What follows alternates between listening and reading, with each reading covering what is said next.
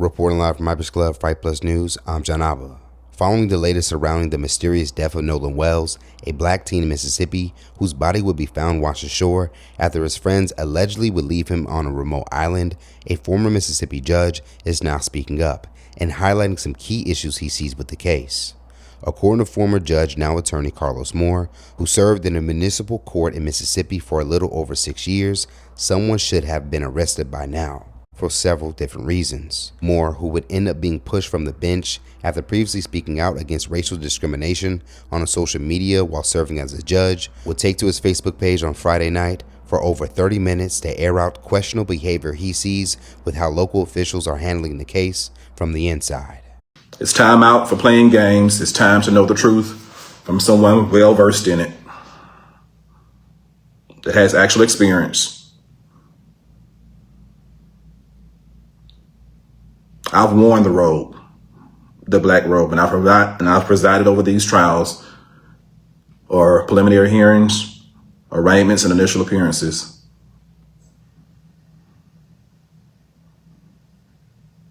Let's get started. So what do we know? We know, after watching the parents' interview and reviewing tons of footage from social media, recounting interviews and statements of alleged witnesses that were on Horn Island, we know that Nolan Wells went to spend the night on July the 3rd with his so-called friends. And he went with those so-called friends to Horn Island on a boat on July the 4th. We know that out of the 4 people on that boat, 1 did not return home. That 1 person was Nolan Wells. The other 3 returned home as normal and said nothing to any member of law enforcement or to the Coast Guard until at least 11 p.m. at night on July the 4th. We know that at least 1 of the so-called friends was found with the phone of Nolan Wells. And we know this based on the testimony of the parents, specifically the mother, who tracked the phone and was led to the home of one of the young men where she retrieved the phone. We also know that based on the mother's testimony that there were no Snapchats from the day, which was very odd for her son. We also know that text messages were deleted. We know that when she was tracking the phone, Life 360 said the phone was one place and Snapchat said it was another place. We know that the boy that had the phone did not voluntarily turn it over or call first. He had to be found through their own investigation. We know that based on witnesses' account, the so-called friends were seen on July the 5th, that Sunday, having breakfast together like nothing had happened. They were not out there searching for their so-called friend. We know that the so-called friends deleted their social media, deactivated their accounts, and scrubbed it clean if the allegations are correct. We know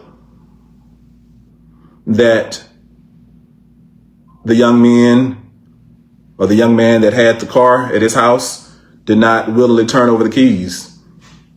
At first, he said that he did not have the keys. He didn't know where they were. Then he, after being pressed by the father, he finally turned over the keys. This is all very suspicious activity. We know that based on an audio recording and some video that Nolan Wells can be heard saying, "Give me my freaking keys." Excuse me, "Give me my freaking phone." And there's been two different versions. Some said he said, "Give me my freaking phone," or some say he said, "Give me my ML phone." Regardless, he was asking or demanding his phone. Someone had his phone who did not have permission to have his phone. So the first thing I see, the simplest thing I see, is who had his phone and why. And was that theft of the phone? Sometimes we look at the largest case, we try to get to murder, but the person that took his phone committed a crime right there. There are witnesses to who took that phone. If an affidavit is signed, an arrest warrant could be signed by a judge in Mississippi to go after that person that had that phone unlawfully. We know, based on his own words, Nolan Wells' words while he was alive, he did not give whoever had that phone permission to have that phone. So was that theft? I think if an affidavit is signed, if it was presented to me when I was a judge, I would have signed an arrest warrant for the person for theft of that phone based on what I've heard. It'd have to be an affidavit format, but if it was presented to me in affidavit format from law enforcement, I would sign the arrest warrant for, at least at this point, theft of the man's phone. We know who had it. We know who didn't report it to the family. The family had to go find it, and we know that Nolan Wells said give it back to him, and evidently it was not given back to him.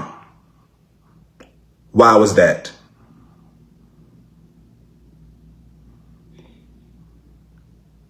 All of the other things I've stated, you piece it together. Is there enough right now for arrest warrants for murder? That is a good question. I do know at this point there should have been search warrants signed by a judge. Evidence should have been presented to a judge by now. We are nearly 7 days after July the 4th, when he was first reported missing.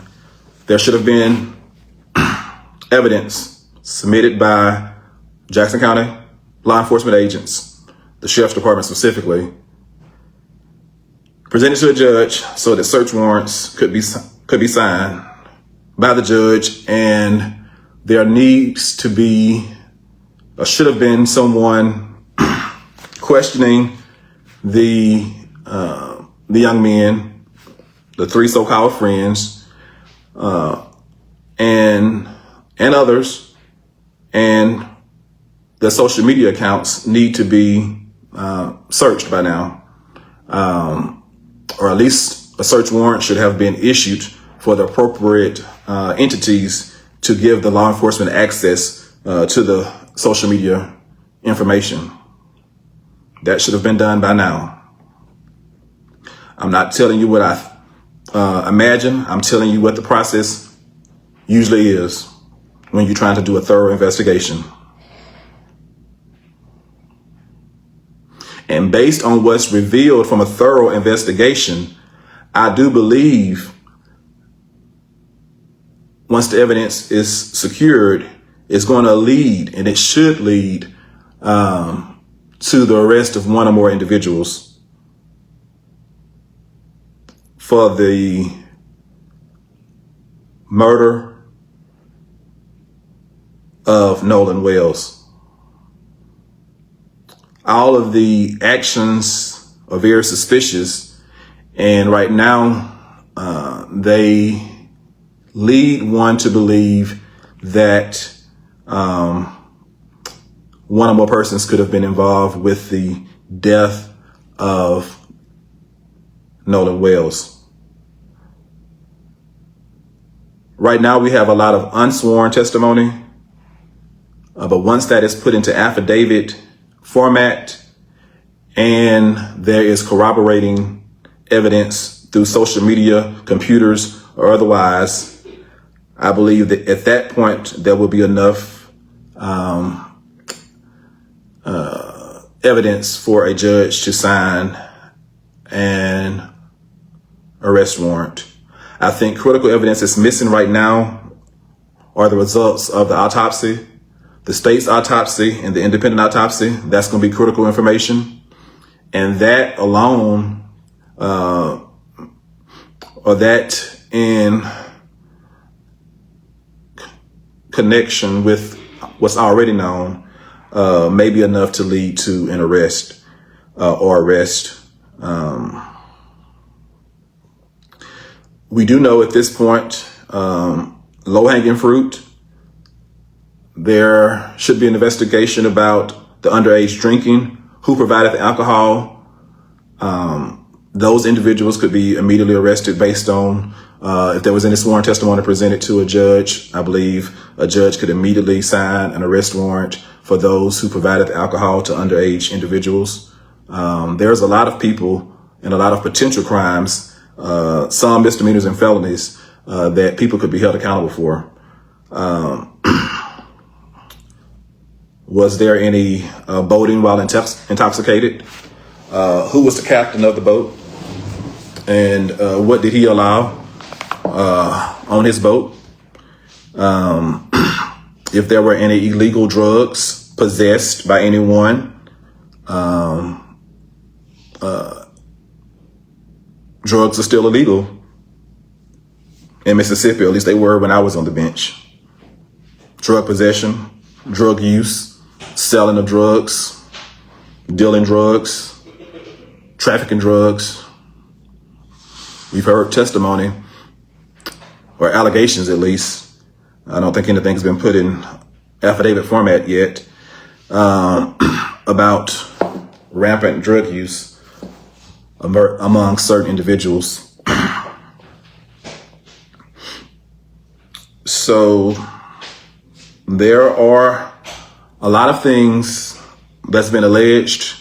Once put into the correct format, affidavit-wise, it could lead to arrest for several things, including misdemeanors and maybe even felonies.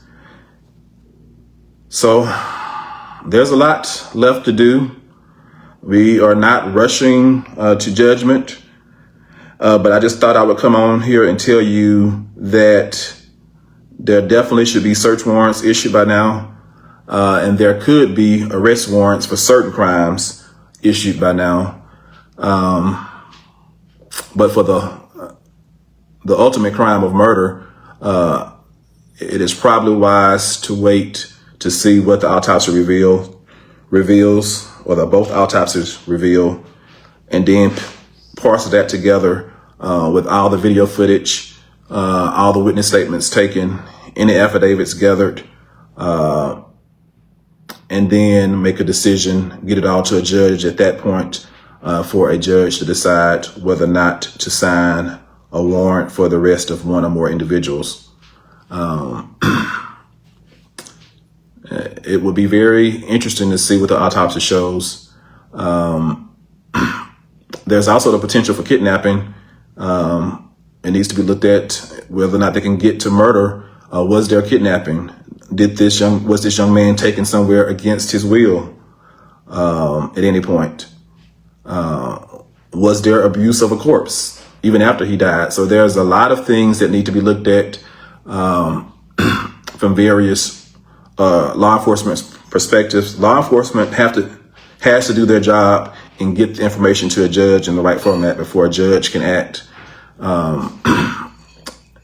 Had I still been on the bench, if I wanted to act, I could not act unilaterally. I would have to wait till law enforcement brought me the evidence in the right format before I could sign an arrest warrant, before I could sign a search warrant. And so that's how the process works. That's how the process works. And so I am happy to be a retired judge. I'm always going to shoot it to you straight with no chaser. Straight with no chaser. I will tell you the God honest truth. I can tell you this one thing.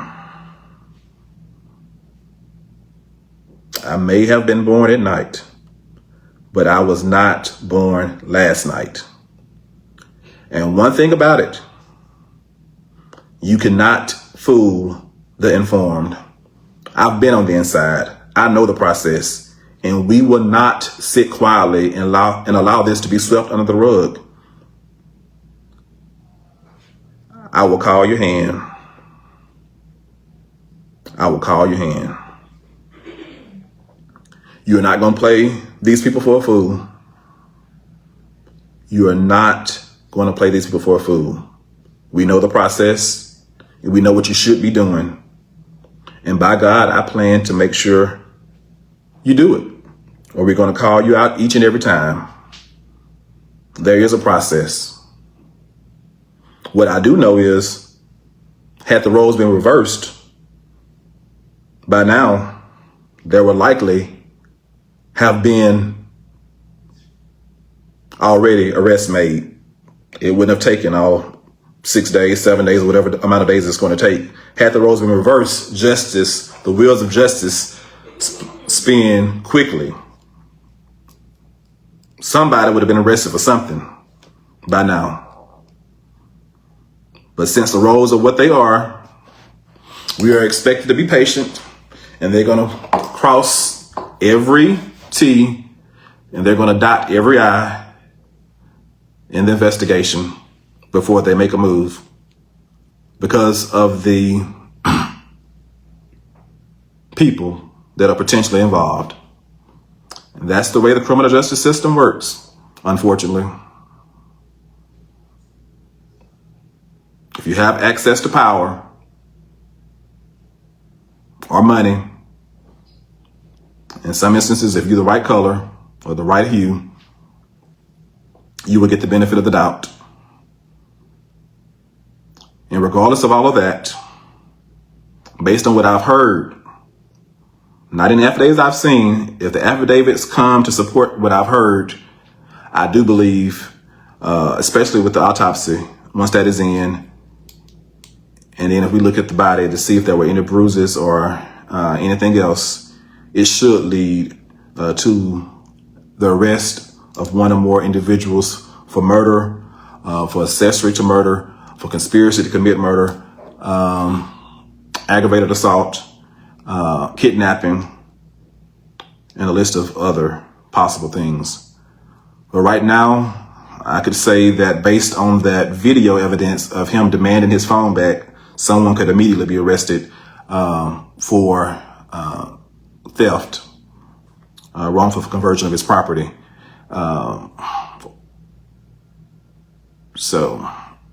And once you make that first arrest, you start putting pressure on people. It becomes very serious at that point. No one wants their loved ones sitting behind bars, even jail bars, definitely not prison bars. So it becomes very serious at that point. And there are persons of interest that should have been interviewed by now, should have been questioned, picked up, and taken to the station, even if they didn't voluntarily go. There are certain people that should be classified as suspects by now. They should not just be persons of interest. They should be actual suspects. I do not agree with the sheriff saying right now foul play is not suspected. He should have said right now it is too early to tell one way or the other if he was going to say anything and try to be fair and impartial. Because all of this suspicious stuff, the suspicion and the actions of the individuals themselves lead you to believe that something is awry. And the stories are not adding up.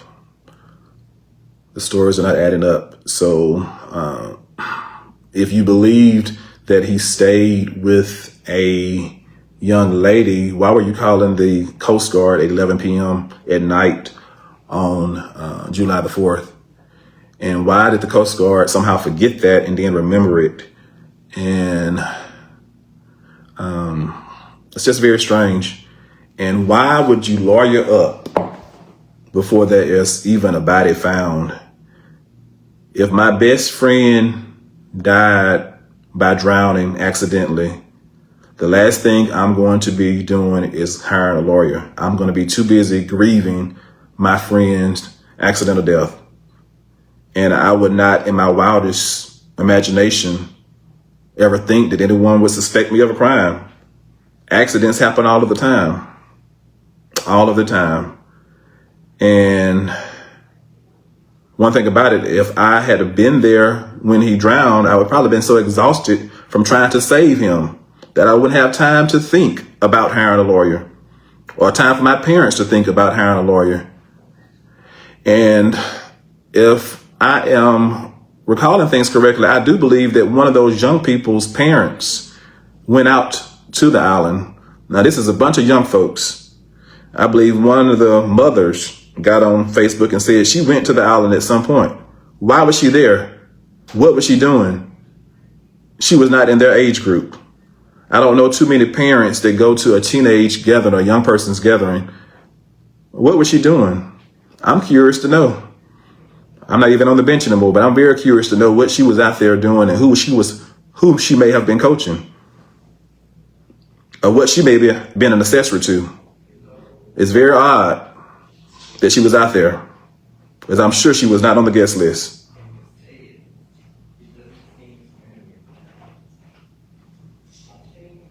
When I tell you I'm tired, it's because I am. It's time for us to have the knowledge. I got my law degree in 2002. So you're looking at somebody that has nearly a quarter of a century of experience in the legal realm. I spent 6.5 years on the bench. I am not going to mislead you, because too many of us have gone along to get along for too long. I have to meet my makers face in peace. I have to look myself in the mirror. I'm not going to betray you. Enough is enough is enough.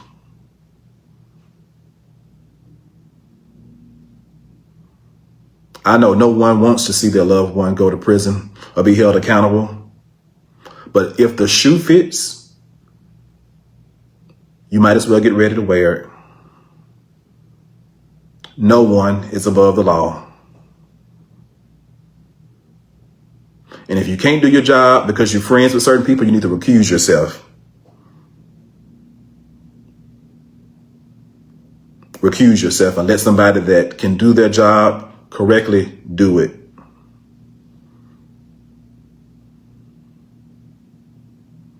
I'm happy to answer any questions that anyone may have about the process or anything I just said. There is a criminal justice process, and I know how things should go. And when they don't go as they should, you have to ask yourself why.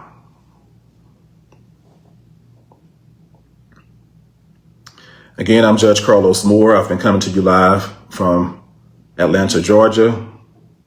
I've been living here now nearly 3 years, but Mississippi is home. The Gulf Coast is home. I know several members of the Wells family and the Wansley family, and again, they have my deepest condolences for their loss. It's tragic. Tragic. Folks that you trusted your loved one to spend time with.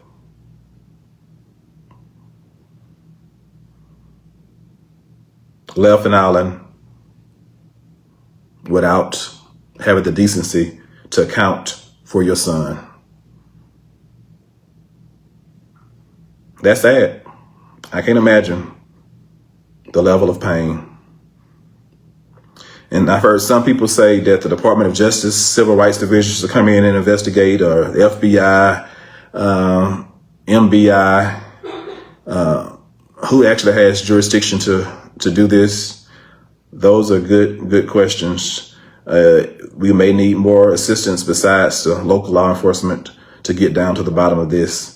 If there's anyone that's truly willing to live up to the oath they took, they swore as a law enforcement officer, as a judge, if you're willing to live up to that oath and be unbiased and do a true investigation and consider the facts fairly, please step up. And if you can't do the job fairly, please step aside. This is too serious. You have too many educated people watching this case now, and we're not going to let you get away with murder, potentially with no one being held accountable. We're not going to do it. Whoever did something untoward needs to be held accountable, needs to go before a jury of their peers, and need to let that jury of their peers decide their guilt or innocence. The standards for an arrest warrant is simple, probable cause to believe a crime has been committed. The judge has to have probable cause, more likely than not, that a crime has been committed for an arrest warrant to be signed. It's not beyond a reasonable doubt. It's probable cause, more likely than not. That's a very low burden to meet. And the evidence needs to get to a judge pretty soon.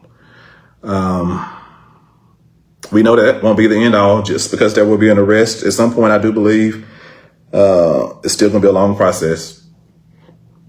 The local judge, the municipal judge, as I was, will have to do the arraignment and decide whether or not the individual or individuals get bail and what that bail amount will be. If it's a capital offense or if it's a first degree murder charge or manslaughter charge or whatever it may be, kidnapping, aggravated assault, that the judge will have to set bail or decide or deny it. Will the persons be flight risk? All that has to be taken into consideration.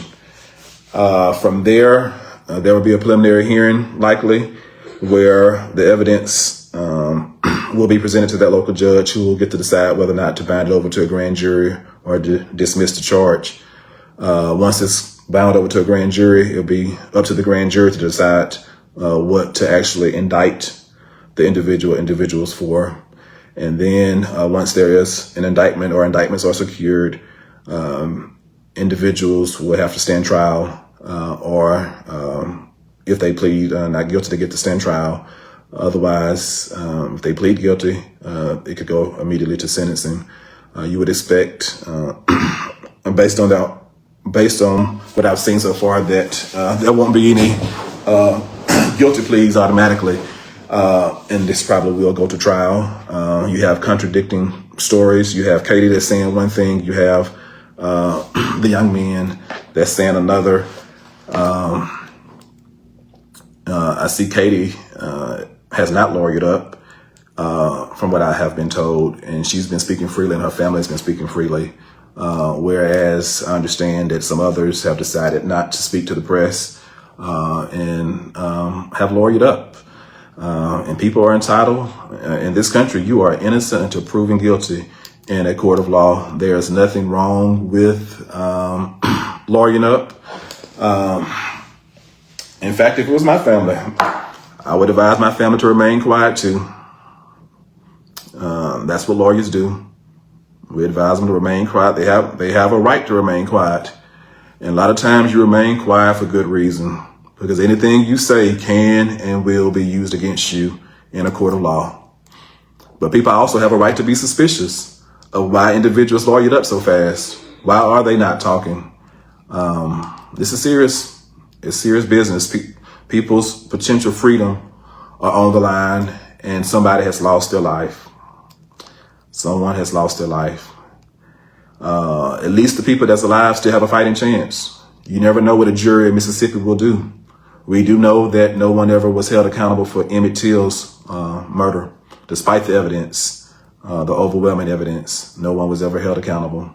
I can only hope and pray that in 2026, 2027, should the facts be presented to a jury of the peers, that it'll be given reasonable consideration, and that if the facts are proven beyond a reasonable doubt, that the individuals that may soon be arrested and tried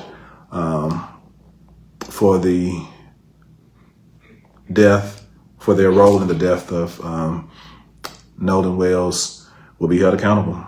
That's all we can hope and pray for, and we will have to live with whatever the jury's verdict is, because in this country, if you go through the entire process, we live with the verdict of the jury.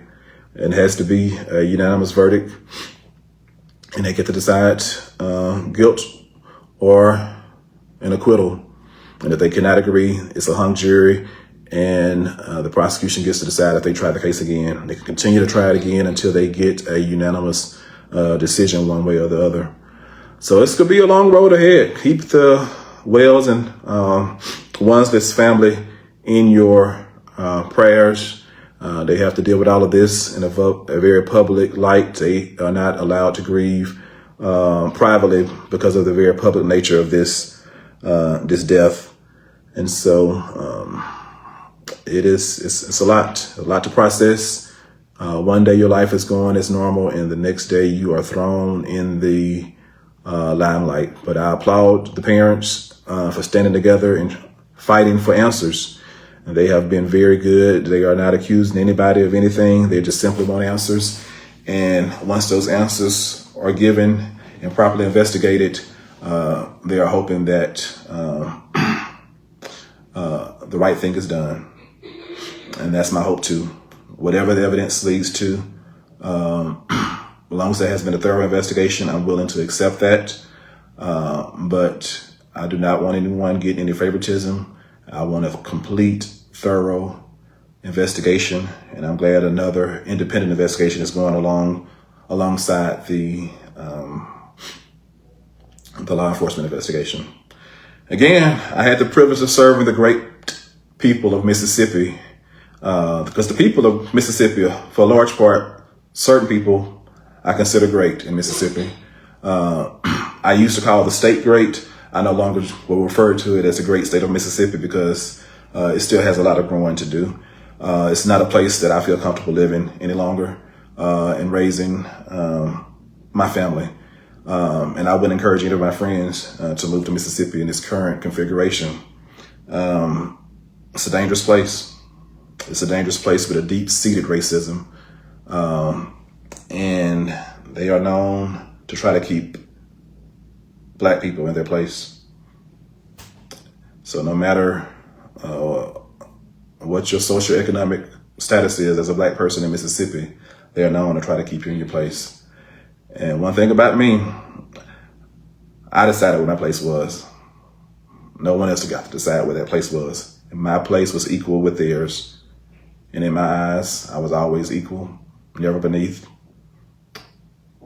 My parents raised me to believe you are no better than anyone and you are no worse than anyone. You are equal. I believe that, and I do believe that's how we all should be treated. Equal justice under the law.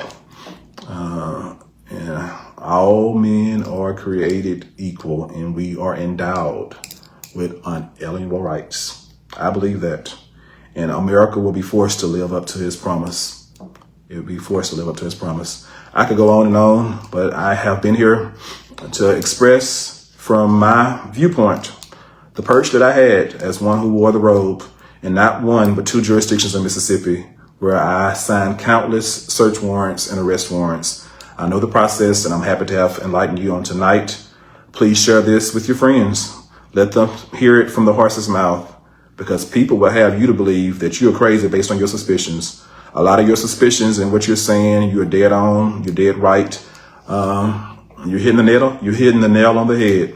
Keep asking the questions, keep prodding. And if you ever want to know if you're on the right track, I'm just a chat or email away.